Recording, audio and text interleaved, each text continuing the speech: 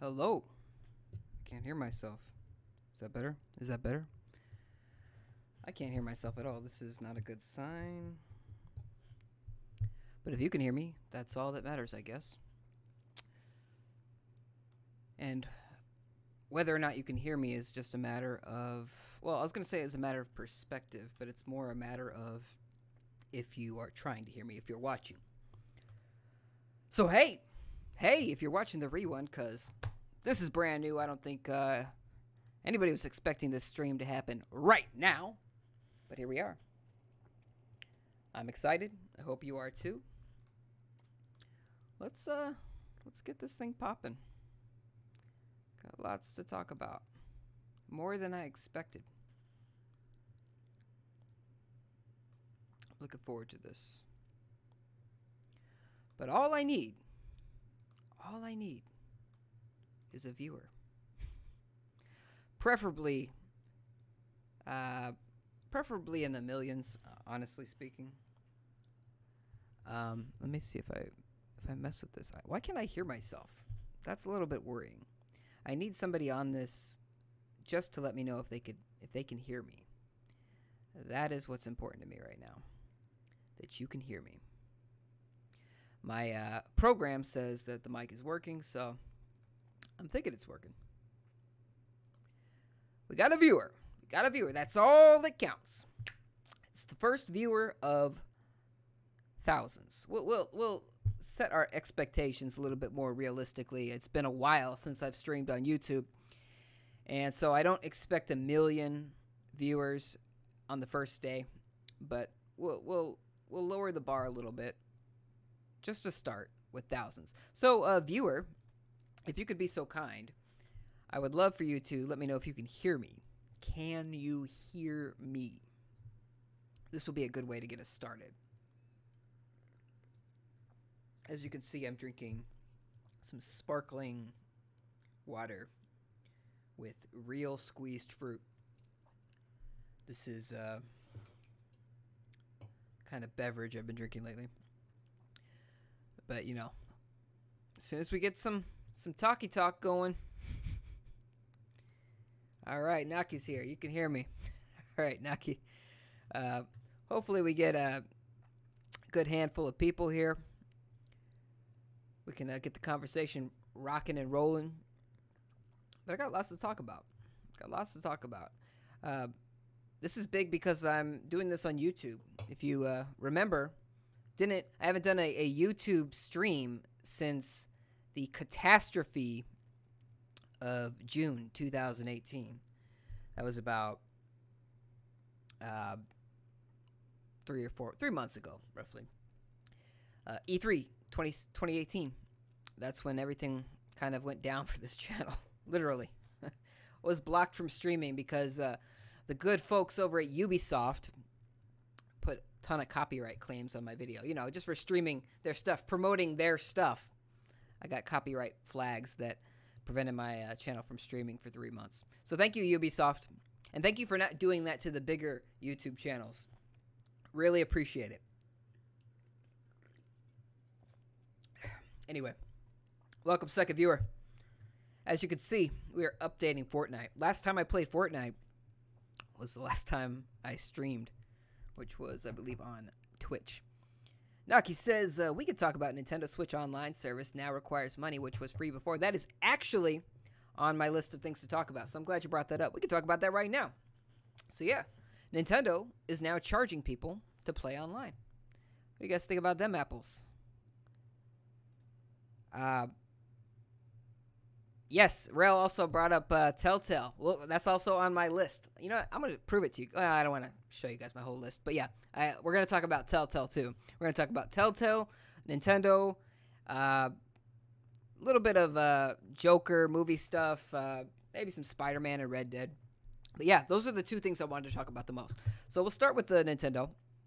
So yeah, Nintendo's charging people for online money. They're charging people for online money. They're charging people money to play online. And if you have played online on a Nintendo system before September 18th, 2018, you did so without paying extra for the privilege. But no, Nintendo is now on this bandwagon. This terrible, terrible bandwagon in which they charge people for the privilege to access their own internet service provider. It's really quite generous of them. Really quite generous of them to let us pay them money.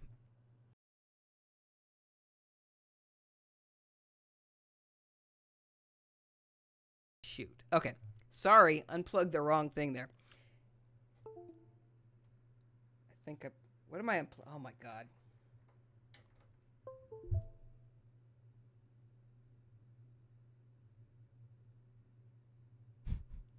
I know you can hear me, but you can't see me. This is the worst. Hey, I'll be right back. I have to shut down this program. Hold on, maybe I don't. Hold on. I'm gonna try something, okay? Gonna try something. I know you can still hear me, right? You can still hear me. The stream isn't dead, right? I just need to. It's like I'm a ghost, and I just want to reach the living world one more time. So all we need is a video capture device. Blah blah blah. That'll do. Okay. Can y'all see that? Oh my god, no. And the PlayStation Classic. Thank you, Naki. Oh my god. All right, I don't know what's wrong with me here. I'm having a time. I'm having a hard time here. And can you see me now? Because you know what? I'm gonna let you unsee me real quick.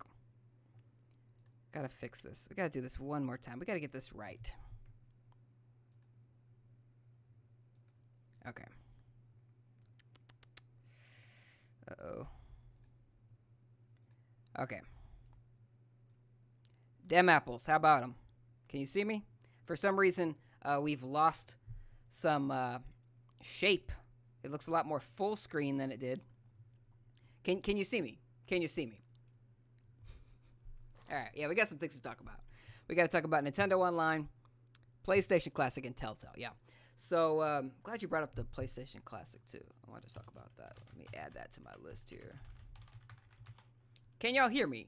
See me. Can you see me? I'm going to write this in the chat because I keep asking. Can you guys see me? Can you see this handsome mug? This is the important questions that I need. I'm sorry. Sorry to detract. Okay, thank you, Rel. Okay. All right. Let's get started here. So, Nintendo. Yeah, before I was unplugging things willy-nilly. Yes, and thank you, Naki. Wow, these are good topics you guys are coming up with. We're going to talk about that as well. Let me add that. I'll just copy and paste that right here. Okay. So, we'll start with Nintendo, and then we'll move on to some PlayStation stuff. So, yeah, Nintendo's charging people $20. It's not that bad price-wise. It's $20 a year compared to $60 a year for both Xbox Live Gold and PlayStation Plus. So, for those services, it's the cost of a full game. Nintendo is charging people $20 a year, and I believe they're charging people $20 a year because they know their service cannot compete with the $60 services. Now, let me be very clear. This is a topic that got my channel attention in the first place, was the fact that I do not approve of these companies, whether it be Microsoft, Sony, or Nintendo, charging people for the privilege to use their own internet service provider. I think it's a scam, it's garbage, and we happily paid for it. We happily lapped that up.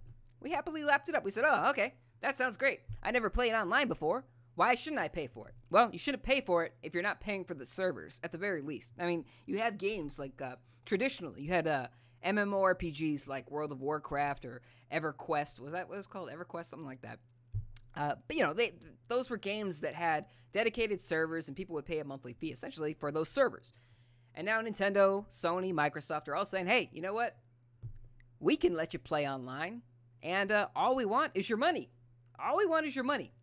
So all you have to do is pay us money. And now Nintendo's on board, and, you know, they're trying to step it up. When Nintendo first announced at the launch of the Switch that they would be charging for online play eventually, they said that, you know, one thing we are always criticized for is our online, so we figured if we want to step it up, then we might have to charge for it. And what are their solutions? An app, my cell phone here, a dedicated phone app. You have to use a phone. You have to use a cell phone, a smartphone, in order to chat online on the Switch. And you have to pay for that privilege. I don't approve of that. I don't approve. I don't think it's a great idea. I don't think it's a great solution. I don't think it's a solution to anything, honestly. Especially the phone thing, the app, that is a problem in search. That's an answer in search of a problem, or it's a problem in search of an answer. I don't know. Nintendo had a simple solution. First of all, friend codes are back on the Switch. I love the Switch, by the way. The Switch is probably the best thing Nintendo has put out in a long time. But they went backwards when it came to online in some respects. The Wii U was the first system, and Reggie, I think, proudly pronounced that friend codes were gone with the Wii U. Switch friend codes are back. And who knows why? It could be Nintendo being overly cautious about predators. You know, they had their drawing chat program on the DS, the Nintendo DS, and it turned out that pedophile predators were using it, I think in Japan mostly, to lure kids in, and that scared Nintendo back into the Stone Age. Nintendo has always traditionally been scared of online, and they're a lot scareder again. I don't know. It's very frustrating. It's very frustrating. But anyway, Nintendo Switch Online is the name of the service, and I don't know what. This is another reason they've gone backwards, I think, because they had a good name. It was called Nintendo Network, and that's a name that transcends consoles, right? So when Nintendo first dipped their toes online, like really dipped their toes online, it was with the Nintendo DS and the Wii. And they called it Nintendo Wi-Fi Connection, which wasn't a great name either because, you know, you're really laying it thick with the whole use of Wi-Fi. I mean, but it was better than Nintendo Switch Online. And the reason I think it's better is because it doesn't use the system name. Because if Nintendo ever switches or changes the system name, they're going to have to change the name of the online service as well. So when they move on to something that doesn't use the Switch name, a new console that doesn't use the Switch name, they're going to have to change the name of their online service again. And the names get even weirder when you look at the NES games, the online NES games that you can play for free with your subscription. Because they called that like Nintendo Switch Online, Nintendo Entertainment System, or NES. I don't know. It's just long and convoluted. Just a pain. Just a pain. Speaking of that, the Nintendo Switch or the NES games, remember, you can, with your subscription, as of like right now, I believe there's 20 games, 20 Nintendo NES games that you could play online with friends. And it's already been hacked. People, remember, the Switch was hacked months ago. And if you've hacked your system, you can just really add any NES game onto the system because it's using, I guess, the same emulator that the Nintendo Classic, the NES Classic used. That's crazy. It's crazy. But by doing so, you're putting a big red flag for Nintendo saying, hey, we should ban that guy. And they do. They ban people. Naki says, Sony will never allow crossplay because they think their service is the best. Yeah, that's something that they were talking about. Sony was talking about, that was their new excuse. Remember in June during E3 when Nintendo and Microsoft were really like pushing this crossplay thing. They, you know, Minecraft had crossplay, Fortnite had crossplay. The PlayStation 4 was the only system that wasn't allowing crossplay. And at the time, Sony was saying, well, the reason is because we want to keep the children safe, which is a very Nintendo kind of answer, but Nintendo was allowing crossplay. But that was their excuse at the time. And now their excuse is, well, we think we have the best network. We have the best community and culture. And that's why we're not going to allow crossplay. We don't want to taint our image with some other dirty system mucking around. So that's what happened. Let me make this a little prettier here. I don't know why it's showing everything. Oops. Hold on a tick. Hold on a tick. There we go. That should... Why is it... Why wouldn't it? Okay, I think Fortnite's just not ready to load yet. Okay, but speaking of hacking, I hacked my Super NES Classic. I mean, I have a friend who hacked his Super NES Classic. And I think it was a great idea for my friend. And on that note, as a perfect, flawless segue, the PlayStation Classic has been announced. You guys have heard of this. $100. $100 gets you a PlayStation, a mini PlayStation, or at least a system shaped like a PlayStation that runs a decent PlayStation emulator. $100 gets you that. I think one controller. I think one. With no dual shocks. It's the original PlayStation controller. And 20 games. And people are speculating that Sony doesn't know what those games are yet. So that's why they haven't announced them. They've announced like, I think 3 or 4. One of them being Final Fantasy VII. Which, by the way, has been officially announced for Nintendo Switch and Xbox One. In fact, the Nintendo Switch is getting like every Final Fantasy game except for, I mean, from 7 onward, except for Final Fantasy 8 and 13 and 15. But they got the Final Fantasy 15 Mobile Edition HD, which is probably easier for the Switch to run. Whoa, whoa, whoa. We got some sound coming through here. Okay. Let's see. Naki says, I think PS TV is still better than PlayStation Classic, especially since there's no AC adapter. Thank you for bringing that up. That was another thing I was going to bring up. So it comes with the controller without the dual analog sticks. Which, what I thought was funny, though, was that supposedly, I guess some of the games that were announced for the PlayStation Classic came out after the DualShock, the original DualShock with the 2 analog sticks came out. So they have the old school controller and some of the newer games, which is kind of funky. I think that was probably a cost saving measure. They probably thought, well, throwing in a controller without analog sticks is probably a lot cheaper than throwing in a DualShock. So they didn't. And I think that's kind of lame, but look at that. It's a 400% experience XP weekend. I can't speak today. Not a good start. But yeah, no, it doesn't come with an AC adapter. I think it comes with, here's what it is. I believe it comes with a USB, something like this, a USB cable, but nothing to actually plug that USB cable into. So I think you can use like a cell phone adapter, or you could probably plug it in directly into your TV if it has a USB port. But that's kind of lame, Sony. It's kind of lame. Very Nintendo move. Nintendo started this trend, I think, with the original 3D or original DS, maybe the 3DS in Europe and Japan. They would sell these systems without the adapter, without the power adapter, which I think is asinine. It's such as weird. It's a weird cost-cutting measure, but it's like, hey, here's this system. Hope you enjoy it for the length of the battery life included, because you have no way to charge it unless you buy something else. I think that's super lame. And for something like a PlayStation Classic, which is a plug-and-play system, right? You go to the store, you say, oh, there's all these games in one, but you can't play it. You got to buy something else, or you have to have something else to be able to play it. I think that's kind of lame, Sony. But yeah, let's talk Telltale. And we can circle back to PlayStation at any time here.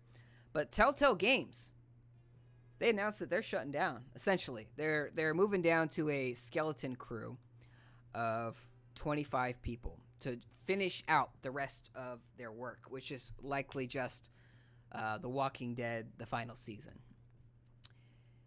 What is this? I can add friends. Oh, look at that. Remind me later. Okay. These are things I don't remember happening last time I played this. Thanks for making your account more secure. Hey, you're welcome. You know what? Okay. Look at this. I'm about to get 400 experience percentage points. I don't know. 400 times. 4 times more experience points. Why don't they just say that? It's a lot easier for me to understand. But yeah, Telltale Games, if you don't know them, and you probably do, if I start listing their games, you would know them. They make story-based games, right? That's where their name comes from, I'm assuming. Telltale. They're telling a tale to you, spinning a yarn, if you will. And they're shutting down. Rel says, I pre-ordered the final season, so I wonder, will they finish it or refund? Or, LOL, I don't know. It's not looking good. I think contractually, they're going to make sure they finish it. I don't think the final product is going to be what it would have been. Granted, it just depends on how far along they were in development. I mean, they had a trailer for it and everything, I think. So, yeah, I read this news yesterday, and that's when it came out, yesterday. Companies like to fire people on Friday. That's the tradition. Fire them on Friday. That way they are less likely to steal stuff throughout the week. Like if they tell you that, oh yeah, you're going to be losing your job at the end of the week, people, I guess statistically, are more likely to steal. So anytime I've been laid off, I think it was always on a Friday. So I wasn't surprised that the news was coming on a Friday, and I read it late Friday. So yeah, I guess they found out Friday morning. But the really screwed up thing was that I read that they had just hired people. They had been hiring people up to just like last week. They were still hiring new people. That's what made this weird. It was very left field. I didn't know that they were going to. I didn't know that they were in trouble. See, this is brand new to me. This shows you how long it's been since I played Fortnite. I don't remember this desert land. I'm about to go check that out. But yeah, so I guess some people even relocated. They got the job. They were all excited. They moved. And then they found out that, no, you've all been laid off. And I guess the new people aren't getting, they get medical for like one more week. Medical benefits. And it's just not a good look. Not a good look at all. But yeah, so I think that they'll finish the last game. I think they'll finish Walking Dead, the final season. It just probably won't be the game it would have been. But yeah, if they didn't finish it, I'm assuming they probably would have had to pay a lot of money to the owners of the IP, which would be, what's his name? I want to say Kirk or Grant, something like that. He's the guy who created The Walking Dead. But speaking of The Walking Dead, AMC announced that show, in some form or another, they have 10 more years of plans for that property. They said 10 more years of Walking Dead. I don't know. I think it's time to give the show a rest because, see, I don't know anything about Fortnite right now. What is this thing? What do I do with this? Oh my gosh. Would you look at that? Oh, that was cool. I like that because it didn't force me to use my parachute. Uh-oh. Uh-oh. Uh-oh.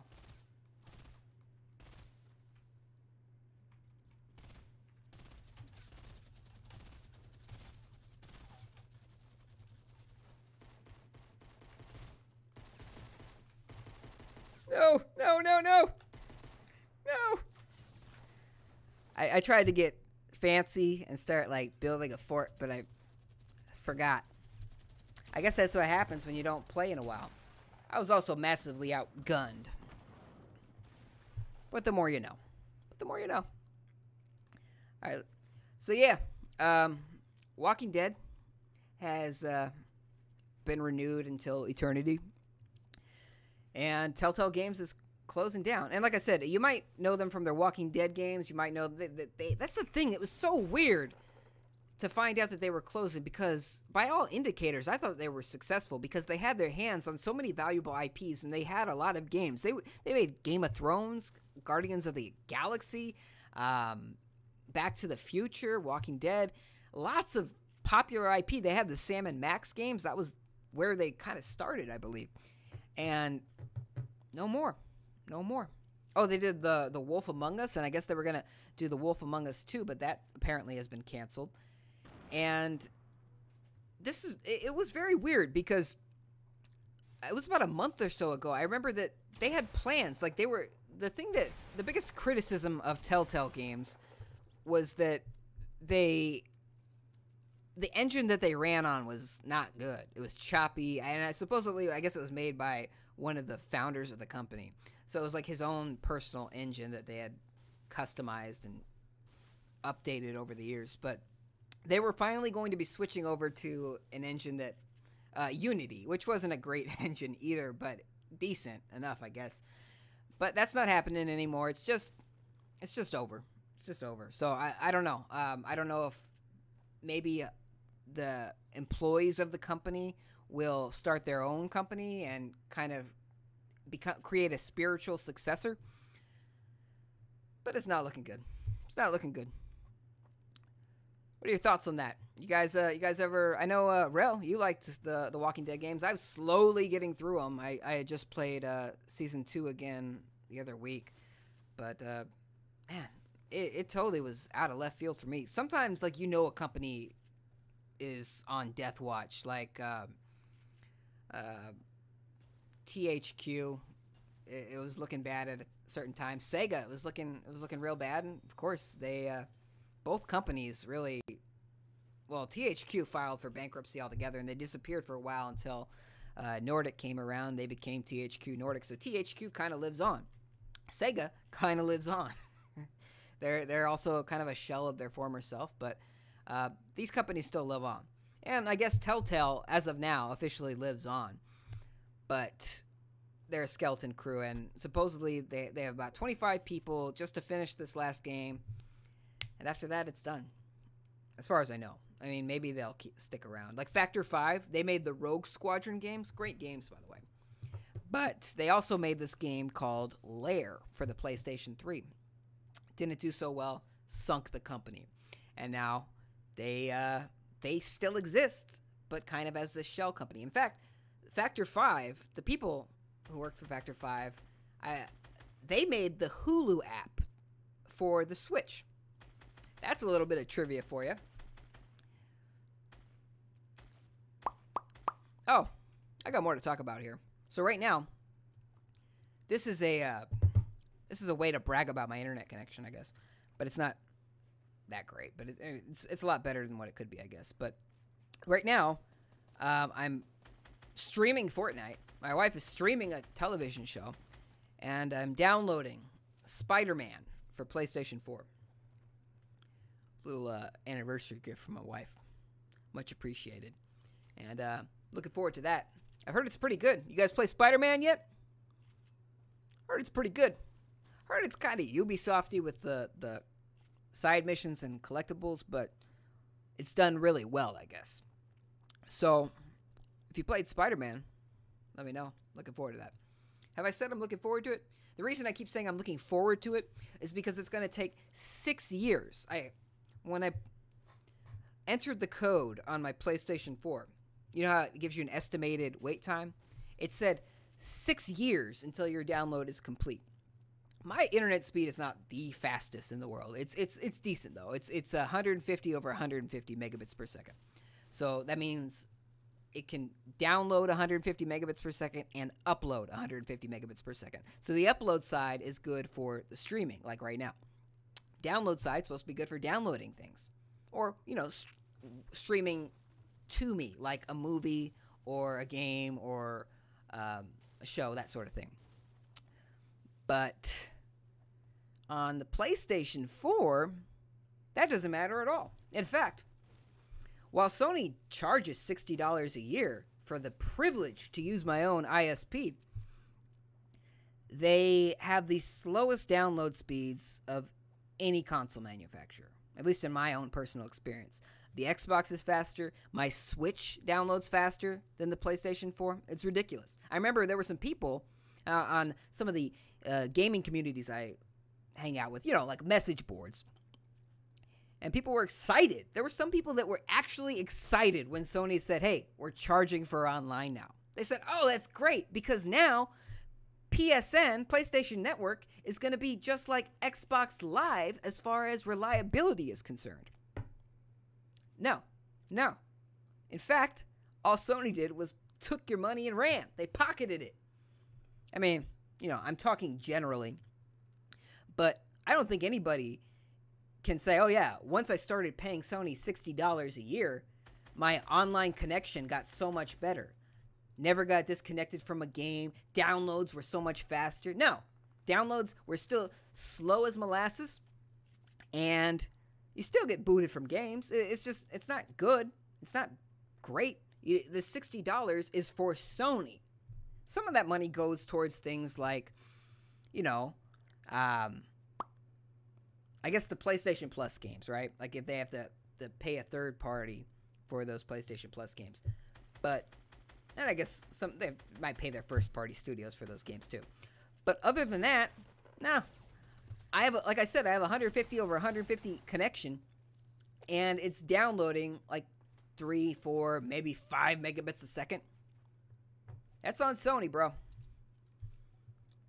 Okay. So Rel says Spider-Man is a great game. That's good. That's what I like to hear, because that's the game that I'm going to be playing in 6 years. Naki says, no, I am poor, but the game is masterpiece. Yeah. I feel you, man. That's why I hadn't bought it yet, but a present's a present, so I'll take it. Looking forward to it. Oh, yeah. I haven't said that yet, but I'm looking forward to playing it. What else? Let's see. Rel says there is apt amount of collectibles, though. Yeah. Yeah, I'm not the kind of person, generally speaking, I'm not the kind of person that has to collect everything. So, for me, like, for example, I loved the Donkey Kong Country games on the Super Nintendo. And for years and years, I was looking forward to Donkey Kong 64 so much. Because I don't know. I just spent hours and hours and hours playing those Donkey Kong Country games. And I thought Donkey Kong 64 was going to be it, man. I hate Donkey Kong 64. Rented it, hated it. That game is just about collecting different colored bananas and other items. It's just, no, that's not for me. Rose says, but it's an easy platinum if you like trophies. Like a lot. Yeah, so, well, on that note, the first game I ever platinumed was Infamous Second Son. And that game has some collectibles too, but I don't know. I just really like those Infamous games. The way they built those worlds, it was just so fun, and your movement is natural. So I'm hoping that Spider-Man invokes a lot of that. I'm looking forward to it. Did I say that yet? Did I say I was looking forward to playing this? So, I mean, if the collectibles are like Infamous, I might do it. It just depends. Just depends. You can, man, there's a lot of new things in this game I didn't know about.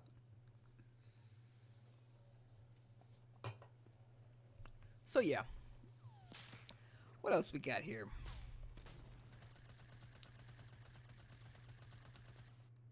Let's see. Oh, yeah. Naki, you mentioned this earlier. PlayStation Now, that's their streaming service that I've been quite critical of. It now allows for you to download select games. So, PlayStation Now has been, in my completely unbiased opinion, a joke compared to Game Pass. That's Microsoft's online service, subscription service, which is $10 a month for on the Xbox One and maybe PC. I'm not sure if it's on PC too, but at least on the Xbox One. If you have Game Pass, you pay $10 a month and you get access to around 100 games or so that you can download to your system at no additional cost. So they're big games too, like every first-party IP from Microsoft henceforth, starting with the Sea of Thieves game from Rare. That was the first first-party game for Microsoft to be on this service. First major new game to be on the service. And from there on out, every other game is hitting Game Pass. So what was it called? The zombie game that just came out. State of Decay 2, I think. That came out on Game Pass. And Halo Infinite is going to come out on Game Pass. And Forza Horizon 4, Game Pass. Forza 7 or 8 or whatever they're on now, Game Pass. It's a pretty good system, I think. At least for the money. I think you get a good value. And PlayStation Now, which Sony started before Microsoft started Game Pass, to their credit, was, I think, I want to say $30 a month, something crazy. And it allows you to stream games. And granted, the selection of games was bigger. Like, I think it was like 650 plus games that you could stream. But that requires you to have a very, very good, solid internet connection. And if you didn't, you'd have latency with your controller, so you could push forward, but there'd be a little bit of a delay when you move forward, or you push a trigger, a little bit of a delay from when you push the trigger and when the character shoots, or whatever the character does when you push that trigger. Vic, thank you, man. Nice to see you. But yeah, so I think PlayStation Now kind of sucked, but they finally are trying to compete with Game Pass a little bit more because people like the idea of downloading their games to the system because there's no latency. The only latency is between the controller, the console, and the TV. That's it. Because with PlayStation Now, not only could you have latency, but the picture could get blurry. Just like when you're watching Netflix or Hulu or something, and the picture starts to get pixelated because there's too much bandwidth. There's too much, or not enough bandwidth, I should say. There's too much data being streamed to your TV, and your ISP doesn't want to budge. They say, hey, we don't want to give them that much. We don't want to give them that clear of a picture. So you better lower the resolution. They lower the resolution, it looks blockier, it looks worse, right? And then eventually it gets a little bit better, gets a little bit crisper, looks like you're watching an HD picture again. That sort of thing. So, yeah, I haven't been a fan of PlayStation Now. But they finally let you download games, and the selection, from what I saw, was not impressive. Like, it's good if you would like to pay $100 a year or whatever crazy amount a month to stream indie games. But there weren't a lot of major, big first-party or third-party, for that example, games. Nothing huge. Nothing that really says, I got to spend a lot of money on this. So, still, like, I think it's a good first step. But Sony still has to step it up. Like, they're the market leader right now, so they're not afraid of being dicks. That's why they won't allow cross-play. That's why the game selection on PlayStation Now's downloadable games is limited. So, yeah, they still have to step it up. I'm not going to pay for that. It's an easy pass for me right now. Hard pass right now still. Vic says, do I have any thoughts about the new PlayStation Mini? They only published 5 of the 20 games so far. Yeah, actually, we were talking about that a little bit earlier. Yeah, I think it's I didn't really talk about what I thought of it, though. I mean, I talked about how they're not including a power adapter, which is kind of lame. And they're not including a DualShock, which is kind of lame as well. But overall, I think this is a good... I know Nintendo didn't create the idea of a retro console, but they were one of the first companies to do a good retro console. And I'm all for Sony imitating that. Now, here's the issue. Yeah, I know you weren't here yet, Vic. So here's the issue. I'm glad you brought it up again, though, because I said we could circle back to this. The issue with the PlayStation Classic is the same issue I have with an N64 Classic. This was an era that, if you grew up around that time, playing games around that time, you had a blast. GoldenEye, Final Fantasy VII, Siphon Filter, Banjo-Kazooie, all these games that were considered classics at the time, and some of them still are, like Mario 64, still a classic. Castlevania Symphony of the Night, still a classic. But this was a generation of consoles where 3D was brand new. Brand new. There was not a lot of experience from the developers. They weren't familiar with the 3D space, and you could see that with a lot of the 3D platformers, especially the ones that came out before Mario 64. They just controlled like garbage. And not only did a lot of the games control poorly, and this is both on Nintendo and PlayStation, not only did a lot of them control poorly, but they did not age well visually. When the 3D consoles were brand new, it blew everyone's minds. We went from 2D sprites to 3D characters made out of polygons. It was great. It was great. We played hours and hours of stuff that would make our eyes bleed today. Like GoldenEye 4-player split screen. We could have played that for 3-4 hours at a time and been fine. Now, if you tried to play the original GoldenEye on N64 and you're used to a game like this, like Fortnite or Halo or Call of Duty or Battlefield, you might get sick.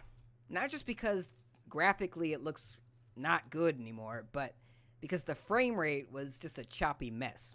And we're entering a weird territory now that we're starting to introduce retro consoles that play 3D games. Because now are these companies, is Sony and is Nintendo, are they going to create an emulator that compensates for the poor hardware of the time? Like, are these games still going to have slowdown, choppiness, visual glitches? Like with the Mega Man collections that Capcom put out, there was some choppiness on those, but some things, like, they would purposely keep in glitches from the old games because that's how people remembered playing them. So, I mean, I don't know. It's a weird territory, and I think a PlayStation Classic is a good idea, but I think a PlayStation 2 Classic is a better idea. I think a GameCube Classic is a better idea than an N64 Classic. Although, the N64 has, just like PlayStation, they have their classic games that are still pretty timeless. Mario 64 is still timeless. It's still a classic. It still plays well. But, I don't know, with a possible N64 Classic, a lot of the classic games that we look back on the N64 were developed by Rare, which is now owned by Microsoft. And when Nintendo sold their shares of Rare, they let Rare have everything that they created except for anything related to the Donkey Kong universe. So Donkey Kong, Dixie Kong, Diddy Kong, Cranky Kong, all these characters, the way Rare designed them. A lot of these characters were Rare made, by the way. Diddy was Rare. Cranky was Rare. The only one that wasn't Rare, I think, was actually Donkey Kong himself. So, yeah, they said, okay, you know what? You can have everything. You can have Banjo. You can have Conker. You can have everything you created except for anything related to Donkey Kong. Rare, Microsoft, they said, deal. So that's why you had a bad Banjo-Kazooie game on the Xbox 360, or a mixed reception Banjo-Kazooie game, I guess I could say. Vic says, I tried to play GoldenEye the other day on a PC emulator. It was so different to me compared to how I remember it. Yeah, and they actually, there was a group that made they actually remade GoldenEye. They remade the multiplayer of GoldenEye on PC. And it's not the same. It's just not the same. I think you had to be there. If an N64 Classic is able to get Rare games, like, I don't think they'd be able to get GoldenEye just because that's such a legal mess because of the property rights. I think, who has GoldenEye right now? Sony has the movie rights. And I don't know who has the video game license. I don't think it's Sony. It was EA for a while and Activision afterwards. 'Cause remember, Activision, they made their own GoldenEye. They made a couple of GoldenEyes. They made a GoldenEye game on the GameCube and PlayStation 2 and original Xbox where you played as a villain. And he had a literal golden eye. That was an EA joint. And then Activision remade GoldenEye kind of in their own way for the Wii, and then later did an HD port for the Wii U, PlayStation 3, and Xbox 360. Just a little bit of trivia for you. But yeah, what do you guys think about that? You guys think a PlayStation Classic is going to live up to your expectations or your memories, or did you not even play the original PlayStation? Because a lot of people, I think, that buy these systems or excited for these systems are excited because they never were around during that time. And if you're like a big PlayStation 4 fan, for example, you might say, hey, I want to be involved with that history that you guys grew up with. And then you might play it and you might be like, well, this sucks. You guys were idiots for liking this. But, it was good at the time. That's all I could say. We liked it at the time. Vic says, I don't think it'll meet the expectation. I think I agree with you, Vic. I just don't think it'll... I think a PlayStation 2 would hold up better. A PS2 Classic, PS2 Mini. I think that would hold up a lot better. And they'd have to put in a DualShock for that. That's the most annoying thing about this thing, I think, besides not including a power adapter, is that they don't have a DualShock, because they're releasing games that came out after the DualShock came out. That also limits the kinds of games they can put out, because some games like Ape Escape required a DualShock controller to play. Sony's like, nah, that costs too much. We're not into that. So what's in this purple joint? Should I go over here, fellas, ladies and gentlemen? Vic says, yeah, the PS2 would be so much better. Yeah, I would be down for a PS2 classic and a GameCube classic. Oh, I'd do that in a heartbeat. But, what is this? What happens if I land on this? Is this an instant death for me? No. What am I getting here? I landed in a different location. Okay. Naki says, licenses ruin everything. Yeah. A lot of the games that we love would ruin... like, we just can't... We just can't get exactly what we want because of licenses. Like an N64 classic, if they're not able to play ball with Microsoft, it would not include any of the Banjo games. It wouldn't include Conquer. It wouldn't include GoldenEye. It wouldn't include Perfect Dark.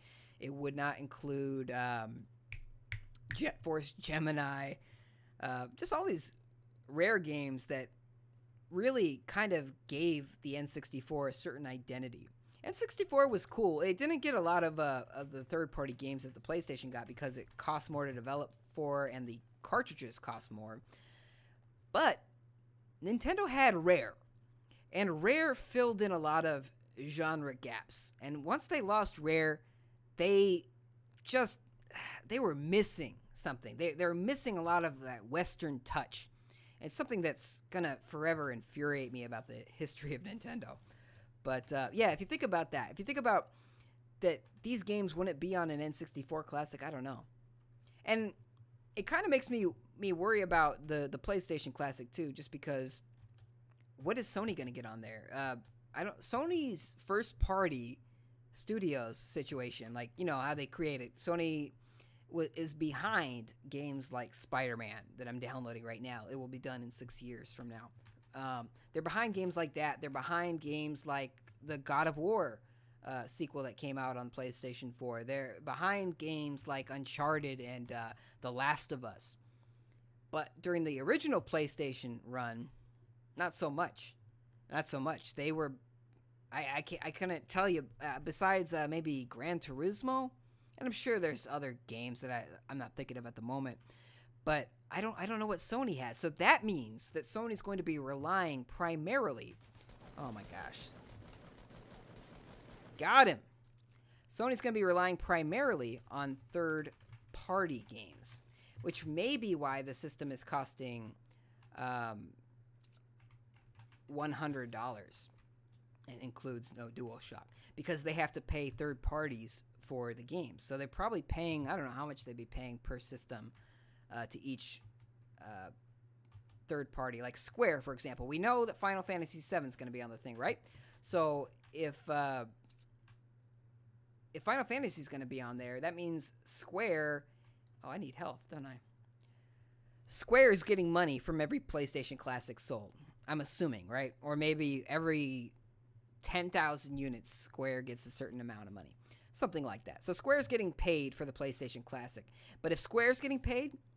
and other third parties are involved, then other third parties are getting paid. So that may be why this thing cost $100 from the jump. Or Sony's just arrogant and they think, well, you guys love us. You're paying $400 for a PS4 Pro.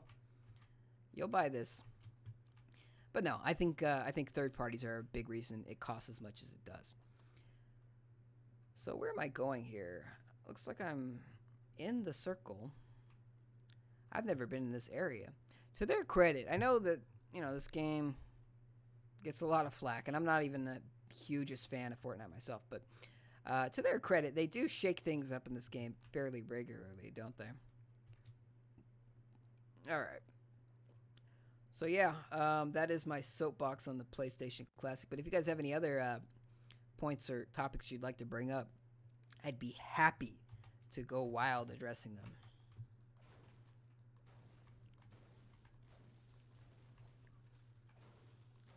Okay. So, you guys hear about actually we've talked about this a couple times, but the Warner Brothers company, you know, they make a lot of movies, and actually they make some video games too. They make some very predatory video games, like that Harry Potter mobile game. But they're making about, I want to say, 17 Joker origin story movies right now. They've got about 17 in the works. And one of them is being made with Joaquin Phoenix. And they've showed off on an Instagram post, I think yesterday, the first footage and imagery of Joaquin Phoenix as the Joker. And it's got a very retro clown look to it. I kind of dig it. Some people were speculating that, oh, that's just his first costume, like, you know, Joker Begins kind of thing. But I don't know. I feel like that might be the direction they're going. So we'll see. But he's got this madman look to him. You guys interested in a Joker movie? I think it's kind of weird that they're making... Because they're making this Joker movie with Joaquin Phoenix, and then they're making a solo Joker movie with Jared Leto. And you might remember him from your least favorite character in Suicide Squad. Oh, this guy's got a sniper or something. I can't compete with this thing. This little pea shooter. I'm going to need this guy to come here to even the playing field. Wait a second. Oh, man. Okay. I want this guy to show up. There's no way to switch which shoulder you're aiming in this game, right? Yeah, very frustrating. Very frustrating. Oh, no, no, no, no, no! Damn. 25th. 25th. But yeah, those are my unbridled thoughts on everything. And I don't think I mentioned this, but I'm looking forward to playing Spider-Man in 6 years when it's done downloading. We had some good topics so far today. And that might be it, you know? That might be it. Red Dead Redemption 2 comes out the end of next month. And then their online mode comes out in November. And I expect that to be the end of Red Dead Redemption 2. Yeah, back in the day, you guys might remember, back in the day, this company, Rockstar, they make games like Red Dead Redemption 2 and the first Red Dead Redemption and Grand Theft Auto 5, 4, 3, 2, so on.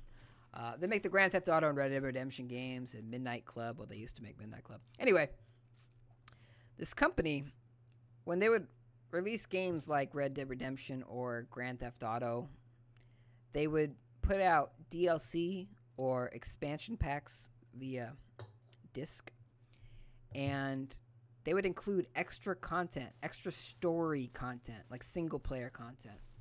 They don't do that so much anymore. I believe when Grand Theft Auto 5 was launching, they had promised single-player campaign expansions. Extra story, right? You know, Grand Theft Auto 5 had extra stories like the Ballad of Gay Tony. But they're not doing that anymore. In fact, they didn't. They promised it with Grand Theft Auto 5, I believe, and they just said, nah, we're not doing that. We're making way too much money not doing that with our online mode. That's what we're going to focus on. So we're going to just continue squeezing players for shark cards and that sort of thing. So I don't know. I guess supposedly Grand Theft Auto 5 is just this whole crazy world online, and maybe I should get into it. Maybe you guys would dig watching that. But they don't do that anymore. So I'm looking forward to playing Red Dead Redemption 2's single-player story, but I'm not expecting anything after that until Red Dead Redemption 3. What do you guys think about that? Supposedly, some GameStop employees were treated to a gameplay preview of Red Dead Redemption 2. And I guess some of the employees were falling asleep because it was just like 30 minutes, 20 or 30 minutes of a dude riding a horse in the middle of a desert. So I guess the game's not for everybody. But if it's in the same vein as the first game, I'm totally down. Totally down. Looks like a lot of fun. Okay. Okay. Okay. So I've ripped and rambled about long enough, I suppose. It's time for Mr. Rogers to put his shoes back on. I gotta see if my Spider-Man is maybe down to 5 years. 5 years left until it's done downloading. I feel like, oh, wait, what the hell am I talking about? I'm about to just kind of peter off into nothingness when there's something very important that I needed to talk to you guys about. Very, very important. Excuse me.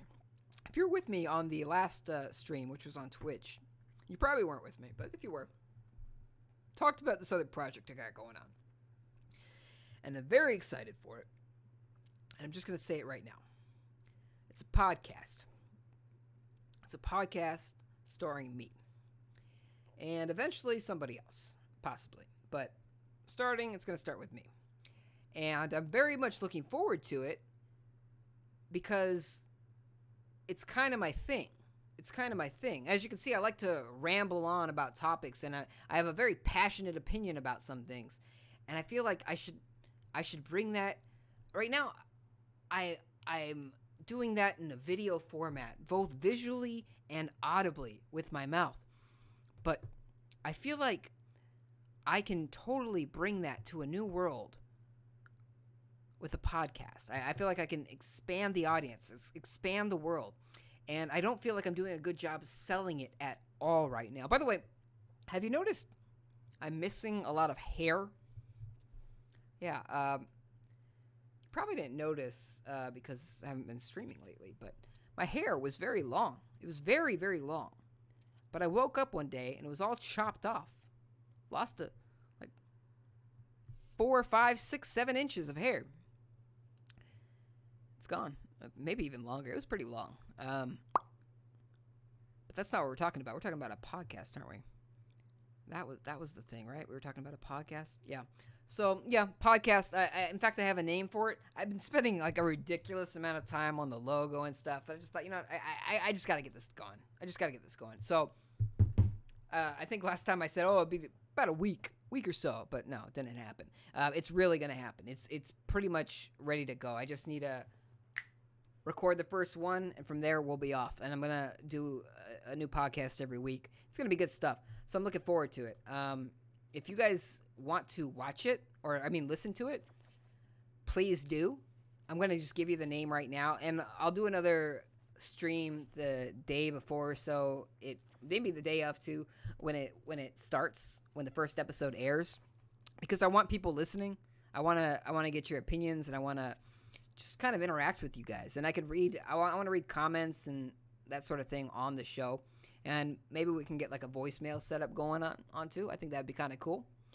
But yeah, so we've got a name here, and I don't know if I should say it yet. Yeah, I'm not gonna say it yet. I'll say it right when I'm about to launch it. But I've got a name, and it's a familiar name, but. Well, I guess, how should I say this? I'm trying not to tease it by saying too much, but I'll just say this. Back in the day, I had my own podcast in, I want to say 2006. This was about 12 years ago, and it did all right. That was when podcasts were still pretty new, and it did all right. And that might have been why it did all right, was because there weren't a ton of podcasts out there, so there was less competition. But, I still put on a good show. And I still intend to put on a great show. Even better, I've learned so much over the years. I'm so much smarter than I was back then. Didn't even look like that dude hit him, but he got him. Yeah, so that's starting, okay? I want to say, last time I said about a week or so, but I really want to say, okay, starting next week, episode airs. And I'll be talking about it a lot. I'm not doing a good job explaining this at all. But I guess once I'll be able to say a title, it'll be a lot easier for me. But the logo's pretty much done now, finally. I've got my hosting situation figured out. and it's going to be on iTunes, and I'm going to make sure you can get it on whatever, like, because I don't have an iPhone myself, but it's got to be on iTunes. It's going to be on the other podcasts, like if you have Pocket Casts or Radio or Podcast Republic, just any different, or maybe SoundCloud too, I don't know, but any different podcasting service. If you download a podcasting app, I'm going to try to make sure it's on there so as many people have access to it as possible. I'm looking forward to it. Okay, Naki, yeah, we can do that before we leave. Naki says, can we also talk about the iPhone XS and XR? Yeah, we can talk about that. What do you guys think about that? Are you interested in spending $1,500 for a phone? A lot of people justify that cost because they say, well, it's the thing I use the most. So I think it's okay to spend $1,000, $1,500 on a phone. I'm just not there with you, man. I'm not there. And my biggest problem with the iPhone X series, or 10 series, I guess you can call them, the 10S, the 10R, my biggest problem with them is that stupid notch. I hate the notch. Not a fan of it. And the more I think about it, like, sometimes you can kind of put it in the back of your head, like, just kind of forget about it. Yeah, there's a notch. But when you actually think about it, that notch serves no purpose at all. Like, the idea with these companies is that they don't want to bezel. For some reason, bezel is the worst possible word you can have. Like, okay, so here's my phone, right? It's got this slight bezel. You probably can't even tell unless I turn on... Here, let me turn on the screen here so you can see. Okay? No personal information on here, right? Okay. So you can see that black line right here. That's the bezel. Okay? Got one at the bottom too. That's the bezel. And these phone companies are like, their ultimate goal here is to make a bezel-less phone where it's all screen, nothing else, just screen. Beautiful, right? And that's where the iPhone 10 and the 10S and 10R come in, where they introduce this notch where there's no bezel up here on the corners, but all of a sudden there's this freaking notch right in the middle of your screen. So we have little pieces of screen on the corner and this piece of black plastic in the middle. That's for your camera and your speaker and, you know, the things that make it a phone. So Apple thought, well, we can't get rid of the bezel yet. We don't have the technology to just make these things invisible. But we can make this stupid notch in the middle of the screen, and that's what they've done. And that's what Google has done with their Pixel 3, supposedly. And LG has been doing, I believe, and Motorola has been doing. Everybody just copied it. Apple did it, so everybody copied it. So now we have a series of phones with freaking notches. But was that what you wanted to talk about, Naki? Or did you want me to talk about the positive things about the iPhone? Apparently, this notch kind of strikes a nerve with me. So I'm not a fan of the notch, I gotta say. But I guess these phones are bigger, too. Bigger phone, bigger cost. And Tim Cook, you got me on a soapbox here, Naki. Tim Cook, he's the CEO of Apple, I believe. He was recently asked around this time of the iPhone XS and XR reveal, or 10S and 10R, whatever.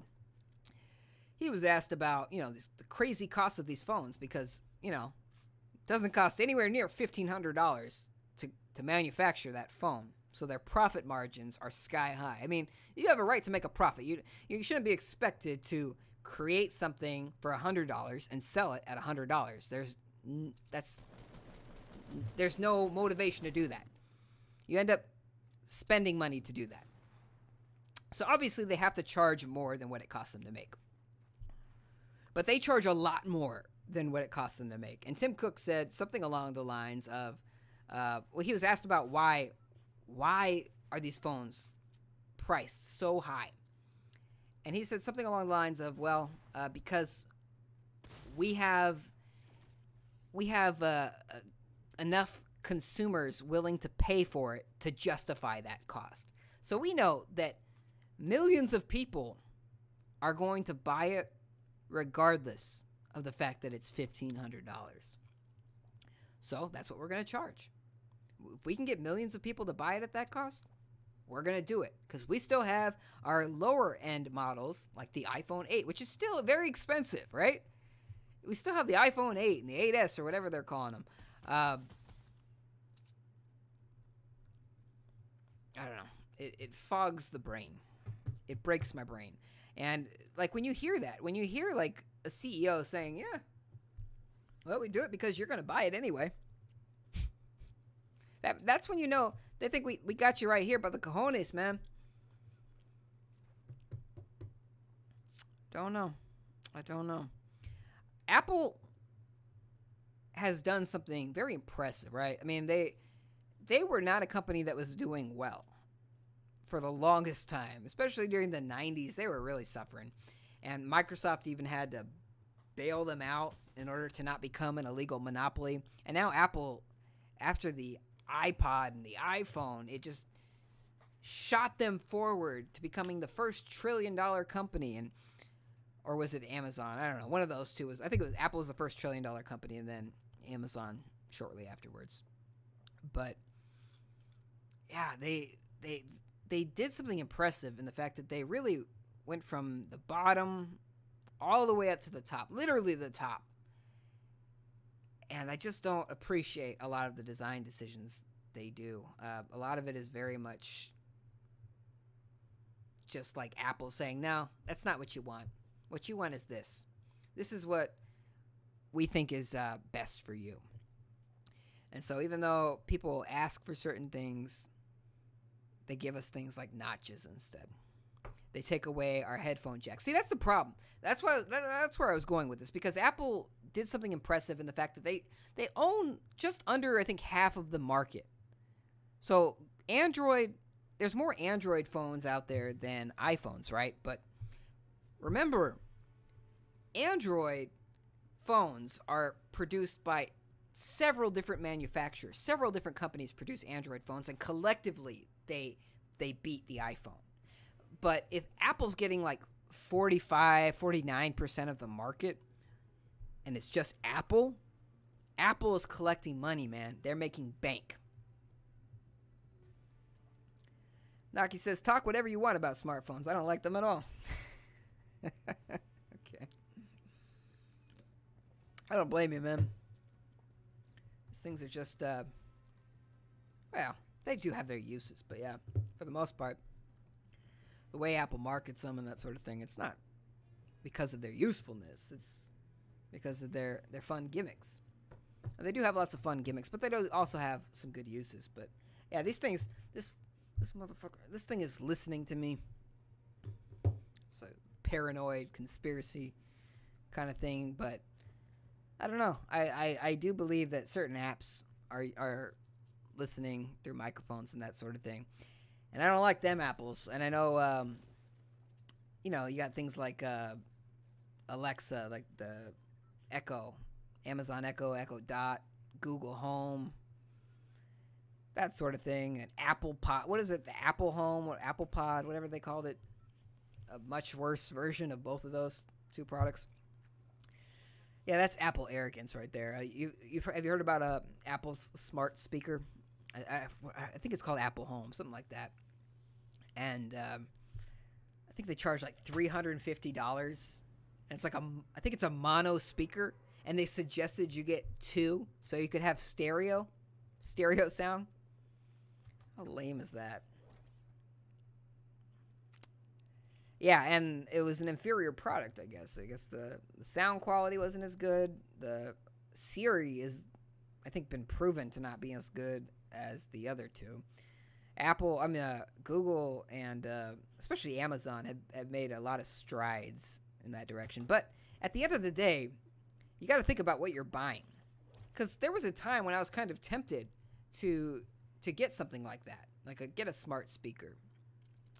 But then I thought about it, I was like, well, by doing that, you're literally just kind of inviting Amazon or Google into your home. And why do they ultimately want to put those speakers into your home? Money. It's literally just to sell you more stuff. If the Echo is kind of listening to you constantly. They can be collecting data on you, what you like. I mean, there was a story years ago about how a Target knew that this girl was pregnant before she knew, just by her search history or Google search history, something like that. And she started getting stuff in the mail about pregnancy. I think her father found it or something like that. And this is very hearsay, isn't it? Lots of I think that's how it went, something like that. But yeah, these companies are not selling you this hardware at this cost because they're feeling generous. Like an Echo Dot, I think is like $50 or something, around there, maybe 40 or 50 bucks. But the reason they're selling it isn't because they just want to sell you this $40 or $50 piece of plastic. It's because they want you constantly talking to Amazon. Amazon can suggest, oh, hey, are you running low on toilet paper? Are you running low on whatever snack you like to buy from Amazon? I can order it for you. Very convenient, very convenient. It's a constant way for them to have access to your wallet. Even when you're not looking at a screen, even when you're not looking at an Amazon page or ad or anything like that, you're at home and you can constantly talk to your Echo. You can constantly say, hey, this is what I want. That's why, I mean, I even in my taskbar right now on my Windows, I have Amazon Music open. Amazon wants to get into every facet of your life. Apple wants to get into every facet of your life. Google wants to get into every facet of your life. This is how they make money. So, yeah, I don't know if there's any escaping it either. Like, if you have a smartphone, you're playing with fire. If you're paranoid. I have a smartphone. I'm aware. And sometimes I'll just randomly shout at it. Like, I know you're listening. That's crazy talk. That's crazy. Don't do that. But they might be listening. Anyway, yeah, obviously I have some opinions.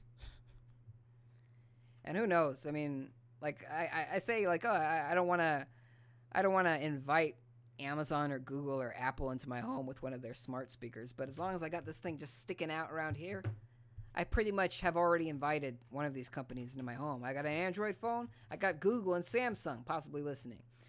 You, me, and the NSA, buddy. I don't know. Just don't know. This is the weird kind of...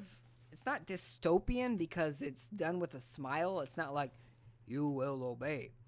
But it's kind of like Big Brother is constantly watching. But now it's done through this corporate lens. There's profit. It's motivated by profit, not just by wanting to keep people in line, but more of preying on your wants and desires and needs, that sort of thing. Man, that was a long answer, huh? For what do I think about the iPhone XS and XR? Do they call it the XR? Like a tenner? Cost you $1,000 bucks. Look at that. They got Easter Island with a mustache. And I haven't played Fortnite in a minute. You know who I haven't seen it since I started this? Anyone. I haven't seen a single person. What do you guys think about Call of Duty? Call of Duty Black Ops III, or Blops 4 for short. That game comes out pretty soon. In fact, Battlefield 5 was delayed because pre-orders were not so hot. It's delayed like a full month.